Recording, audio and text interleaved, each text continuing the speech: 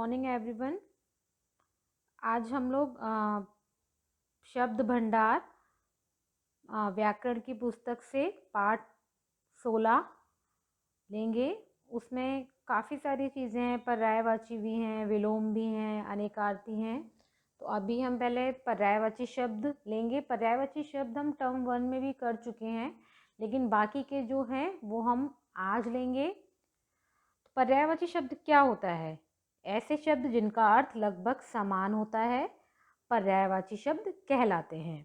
अब जैसे इसमें दिया हुआ है कि ग्रह, ग्रह का अर्थ घर होता है, तो हम उसको कितने नामों से बुला सकते हैं? आलय भी बोलते हैं, निकेत भी बोलते हैं, सदन भी बोलते हैं। तो ये सभी शब्द घर के लिए ही हैं। और बाकी फूल, फूल के लिए आप देख सकते हो चित्र में कितने सारे शब्द हैं, पुष्प, कुसुम, सुमन, प्रसून। तो हम ये सारे शब्द फूल शब्द के लिए यूज़ करते हैं। तो इसी को हम पर्यायवाची कहते हैं। जैसे अर्थ लगभग उसके समान होते हैं और उसको हम पर्यायवाची शब्द कहते हैं। तो हम एक बार पर्यायवाची शब्द जो आगे के हैं वो हम देख लेते हैं। अब जैसे इसमें दिन, दिन का अर्थ सभी जानते हैं। तो उसके उसके कई नाम हैं, दिवस, वासर, वार। और दिन के नीचे लिखा है पक्षी, खग, विहग, पंछी। पक्षी के भी कई नाम होते हैं, खग, विहग, पंछी। और आपको जब पर्यायवाची लर्न करने हो तो आपको इसी तरीके से बोलने हैं और लर्न करने हैं। स्त्री, तो स्त्री के भी कई नाम होते हैं, नारी, औरत, वनिता। पिता का होता है पितृ, जनक, बाप। तो हम पिता के हम देख सकते हैं कि कितने नाम होते हैं। अब है नेक्स्ट भाई, भाई के भी कई सारे नाम से होते हैं, भ्राता, अग्रज, अनुज, सहोदर। रात, रात के भी कई नाम होते हैं, रात्रि, रजनी, निशा। कमल, कमल फूल होता है, सभी को पता है, तो उसके भी नाम होते हैं, नीरज, पंकज, जलज। तो आपको मालूम है कि कितने हम लोग कभी कभी नाम भी ऐसे रख लेते हैं किसी व्यक्ति का नाम कि नीरज, पंकज, पंकज, जलज। तो हमें उन नामों के अर्थ भी पता होने चाहिए ना। तो कमल का आप देख सकते हो कि हम नाम कितने हमने सुने हैं, नाम नीरज, पंकज, जलज। ये किसी न किसी के नाम भी होते ही हैं, तो हमें उनके अर्थ भी पता होने चाहिए। अब जैसे जंगल, जंगल के भी काफ़ी सारे नाम होते हैं, कानन, विपिन, अरण्य। अब हम जो नेक्स्ट लेंगे वो है वृक्ष। वृक्ष के भी कई सारे नाम हैं, पेड़, विटप, तरु। राजा, जिसको हम किंग बोलते हैं, भूप, नृप, नृपति। क्या बोलेंगे हम इसको? राजा के कई नाम हैं, भूप, नृप और नृपति। मित्र सभी जानते हैं, सखा, दोस्त, मीत। रक्त, खून, लहू, शोणित। रक्त यानी कि खून, सभी को पता है। लहू, शोणित, इसके भी अलग अलग नाम हैं। कहानी, कहानी तो आप अक्सर सुनते हो, तो उसको भी हम कथा, गाथा, गल्प, कितने नाम हैं उसके। विश्व का के भी नाम है, संसार, जगत, जग। नदी, सलिला, तटिनी, सरिता। नदी के भी काफ़ी सारे नाम होते हैं, सलिला, तटिनी, सरिता। बादल, नदी के बाद है बादल, तो बादल के मेघ, जलधर, जलद। बादल का नाम कितने होते हैं? मेघ, जलधर, जलद। और भी नाम होते हैं, लेकिन हम अभी आपको इतने ही बताएंगे और आपको इसी तरीके से बोलने भी होंगे और ये लर्न भी करने होंगे। नेक्स्ट है बिजली। अब बिजली तो सभी को मालूम है, लाइट हम जिसको बोलते हैं। तो इसमें इसका विद्युत लिखा हुआ है, इसमें तड़ित, दामिनी। देखा आपने, नया नाम दामिनी, तड़ित, विद्युत। बिजली के भी कितने नाम होते हैं? बिजली मतलब लाइट, आप जिसको बोलते हो इलेक्ट्रिसिटी, तो कितने नाम होते हैं? विद्युत, तड़ित, दामिनी। उन्नति, प्रगति, तरक्की, उत्कर्ष। उन्नति मतलब प्रोग्रेस ना, अंग्रेजी में हम उसको बोलते हैं। तो उसके भी कितने नाम होते हैं? प्रगति, तरक्की, उत्कर्ष। अब युद्ध, युद्ध मतलब लड़ाई, संग्राम, रण, समर, कितने सारे नाम हैं। पुस्तक, पुस्तक के भी काफ़ी सारे नाम होते हैं, किताब, पोथी, ग्रंथ। ऐसे ही देश, देश को हम राष्ट्र, वतन, मुल्क के नाम से भी बोलते हैं, अक्सर सुनते भी हैं, आर्टिकल्स में पढ़ते भी हैं। उसके बाद सागर, तो सागर तो नाम भी होता है, आप लोगों ने सुना होगा, और उसके कई नाम हैं, समुद्र, रत्नाकर, जलधि। तो समुद्र का अर्थ और सागर का अर्थ तो बताने की ज़रूरत ही नहीं है, तो आपको नाम से पता चल जा रहा है कि सागर क्या होता है, समुद्र क्या होता है, सेम चीज़ होती है। झरना, प्रपात, निर्झर, स्तोता, हम जिसको बोलते हैं झरना, जो झरना क्या होता है, वो वाटरफॉल होता है ना, तो उसको हम झरना बोलते हैं। तो उसके भी कई सारे नाम होते हैं, प्रपात, निर्झर, स्तोता। नेक्स्ट है खुशबू, तो खुशबू के भी कई नाम हैं, सुगंध, सुरभि, सौरभ। खुशबू के नाम कितने अच्छे अच्छे हैं, सुगंध, सुरभि, सौरभ। कई नाम भी हम होते हैं ना, तो इसी को हम पर्यायवाची शब्द कहते हैं। तो बच्चों, आपको ये पर्यायवाची करने हैं और आपकी पाठ्य पुस्तक में जो भी दिए गए हैं आपको उनको भी कंप्लीट करने हैं।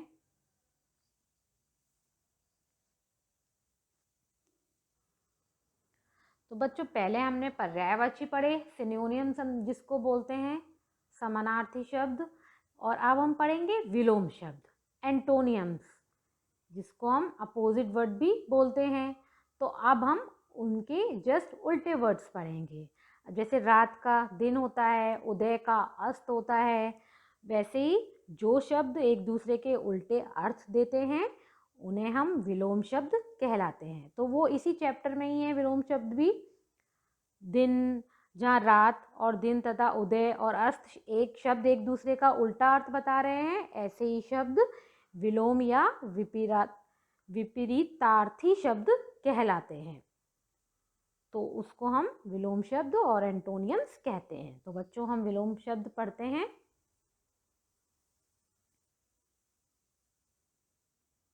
पहले हम फर्स्ट वाले ये देखेंगे, आदि। आदि का अंत, आदि का विलोम क्या होगा, अंत। असली, नकली, आशा, निराशा, अनिवार्य, ऐच्छिक, उचित, अनुचित। अनिवार्य का अर्थ जो होता है वो होता है कि वो ज़रूरी है, करना ही है, और ऐच्छिक का अर्थ होता है कि इच्छा से करना है, अपनी इच्छा से करना है ना। तो अनिवार्य और ऐच्छिक में अंतर होता है। उचित, अनुचित, जो चीज़ हमें उचित लगे और जो अनुचित लगे, तो उचित का होगा अनुचित। उन्नति, अवनति, उन्नति का अर्थ मैंने बताया प्रोग्रेस, और अवनति का जस्ट उल्टा होता है जो प्रोग्रेस ना हो, जो उन्नति ना हो, जिसकी प्रगति ना हो, तो अवनति हम उसको बोलते हैं। उपस्थित, अनुपस्थित, उपस्थित सबको पता है एब्सेंट, प्रेजेंट, तो उपस्थित एब्सेंट जो प्रेजेंट होते हैं, सॉरी, और उसका जस्ट उल्टा होता है अनुपस्थित, जिसको हम एब्सेंट बोलते हैं। एक, अनेक, गुण, अवगुण, तीव्र, मंद। तीव्र मतलब तेज, तेज बुद्धि वाले, और मंद मतलब जो मंद बुद्धि वाले कुछ हम बोलते हैं ना, इस तरीके से तेज और तीव्र, तीव्र और मंद। स्वदेशी, परदेशी, स्वदेशी मतलब अपने देश का, और परदेशी मतलब पराये देश का। कृतज्ञ, कृतज्ञ, हम बोलते हैं कि कितनी कृतज्ञता से हमने वो काम किया, उस और जस्ट उसका उल्टा होता है कृतज्ञ। नेक्स्ट है निश्चिंत, और उसका अपोजिट होगा चिंतित। निश्चिंत हो जाता है कि हम बोलते हैं अरे हम तो इस काम से बिल्कुल निश्चिंत हो गए हैं, हमें कोई भी तकलीफ नहीं है, कुछ नहीं है। और उसका उल्टा होगा चिंतित, मतलब परेशान होना। निश्चिंत का मतलब होता है बेफिक्री, और चिंतित मतलब फिक्र रहना हमें किसी चीज़ की। पक्ष, विपक्ष, तो पक्ष तो आप जानते हो कि किसके फेवर में, हम बोलते हैं ना ये हमारे फेवर में पक्ष। और विपक्ष क्या होता है, वो होता है अगेंस्ट। हमेशा आप न्यूज़ में सुनते हो कि पक्ष और विपक्ष, आप लोग न्यूज़ का भी सुनते हो, तो आपने उसमें सुना होगा पक्ष विपक्ष, वो इस पक्ष के हैं, वो उस तो हाँ विपक्षी दल वाले हैं, तो हम लोग सुनते हैं ना। तो पक्ष का अर्थ होता है यहाँ पर फेवर में, और विपक्ष का अर्थ है जो उसके फेवर में नहीं है। प्राचीन नवीन, प्राचीन मतलब पुराना, नवीन का अर्थ होता है नया। भारी हल्का, नकद उधार, नकद मतलब जब कोई हम सामान लेकर आते हैं तो हम तुरंत पैसा देते हैं, उसको हम नकद कहते हैं। और उधार मतलब कोई हम सामान लेते हैं लेकिन उसका पैसा हम बाद में देते हैं, तो उधारी पर लेकर आते हैं तो उसको हम उधार कहते हैं। मौखिक लिखित, मौखिक मतलब बोलना और लिखित लिखना। अंधेरा उजाला, अपना पराया। आलस्य परिश्रम, आलस्य मतलब लेजी और परिश्रम मतलब मेहनती। इच्छा अनिच्छा, इच्छा है तो काम करना है और इच्छा नहीं है तो हम उसको अनिच्छा बोल देते हैं। उत्तर प्रश्न, ये तो सभी जानते हैं। उत्तीर्ण अनुत्तीर्ण, उत्तीर्ण का अर्थ होता है पास हो जाना और अनुत्तीर्ण मतलब फेल हो जाना। ऊंचा नीचा, काला गोरा, ताजा बासी, ताजा आपको मालूम है जो ताज़ा ताज़ा खाना खाते हैं, और वो बाकी जो रात का रखा होता है वो बासी होता है। और देशी विदेशी, धर्म अधर्म, निश्चित अनिश्चित, निश्चित का अर्थ है जो हम काम टाइम पर हम कर लेते हैं, निश्चित और अनिश्चित जो हम टाइम पर नहीं करते हैं, जिसका कोई टाइम नहीं होता है उसको हम अनिश्चित बोलते हैं। कच्चा पक्का, प्रशंसा निंदा, प्रातः साय, महंगा सस्ता। प्रातः का अर्थ आपको पता है सुबह और साय का अर्थ शाम। महंगा सस्ता, हम कोई सामान लेने जाते हैं तो हम बोलते हैं बहुत महंगा है, फिर हम सस्ते में ले आते हैं, ऐसा होता है ना महंगा सस्ता। जब भी हम शॉपिंग करने जाते हैं तो हम ये वाले वर्ड्स यूज़ करते हैं ना, महंगा है, काफ़ी सस्ता है, इस तरीके से हम बात करते हैं। क्रय विक्रय, क्रय का अर्थ होता है कोई चीज़ खरीदना और विक्रय का अर्थ होता है बेचना। जब हम कोई सामान लेने जाते हैं तो हम क्रय करते हैं, मतलब हम खरीदते हैं, और जो दुकानदार है वो हमको सामान देता है तो वो क्या है, विक्रय, वो बेच रहा है, तो हम उसको क्या बोलेंगे, विक्रय। क्रय विक्रय। युद्ध शांति, युद्ध मतलब लड़ाई झगड़ा और शांति मतलब लड़ाई झगड़ा ना होना, उसका जस्ट उल्टा, शांति, पीसफुली। रक्षक भक्षक, जो रक्षक होता है तो उसको हम रक्षक कहते हैं, और भक्षक जो रक्षा ना कर सके वो भक्षक कहलाएगा। रोगी निरोगी, रोगी मतलब जो बीमार है, और निरोगी जिसको कोई रोग ना हो तो उसको हम निरोगी बोलेंगे। आयात निर्यात, अब आयात और निर्यात क्या होता है, जिसको हम इंपोर्ट और एक्सपोर्ट बोलते हैं अंग्रेजी में। आयात का अर्थ होता है कोई भी सामान बाहर से, कोई भी वस्तु बाहर किसी भी कंट्री से अपने कंट्री में आना, वो होती है आयात। और अपने कंट्री से दूसरी कंट्री में कोई भी वस्तु जाना, वो होती है निर्यात, जिसको हम एक्सपोर्ट और इंपोर्ट बोलते हैं। विजय पराजय, विजय का अर्थ यहाँ पर क्या होता है, जीतना, और पराजय का अर्थ होता है हारना। शत्रु मित्र, शत्रु सभी जानते हैं, एनिमी और मित्र फ्रेंड। सुगंध दुर्गंध, खुशबू और बदबू, दुर्गंध का अर्थ होता है बदबू और सुगंध खुशबू। स्वतंत्र और परतंत्र, स्वतंत्र मतलब अपना स्वतंत्र, और परतंत्र मतलब परतंत्र, जो अपना ना हो। स्वाधीन पराधीन। सुपुत्र कुपुत्र, सुपुत्र मतलब जो अपना जो बेटा होता है अगर वो अच्छा काम करते हैं तो वो सुपुत्र, और कुपुत्र जो पुत्र होते हुए भी वो अच्छा काम ना करे तो वो कुपुत्र कहते हैं। सुपुत्र और कुपुत्र, अच्छा पुत्र और बुरा पुत्र क्या है, कुपुत्र। ठीक है, जो पुत्र अच्छा काम करता है, जो बेटा अच्छा काम करता है तो सुपुत्र, सु मतलब अच्छा और कु मतलब बुरा, तो उसको हम बोलेंगे सुपुत्र। जो बेटा अच्छा काम करता है अपने माँ बाप के लिए वो सुपुत्र, और जो बुरा काम करता है वो कुपुत्र। पालतू, जंगली, तो पालतू मतलब पेट एनिमल्स होते हैं ना, और जंगली वाइल्ड हम जिसको बोलते हैं जंगली जानवर। पालतू मतलब जिसको हम घर में पालते हैं, जिन एनिमल्स को, वो हम उनको हम पालतू बोलते हैं, और बाकी जो बाहर घूमते रहते हैं वो जंगली होते हैं। राजा, रंक, राजा तो राजा ही मतलब किंग होता है, और जिसके पास कुछ ना हो वो रंक होता है। जिसके पास कुछ भी ना हो वो रंक होता है, ना पैसा ना घर ना कुछ भी नहीं, वो रंक होता है।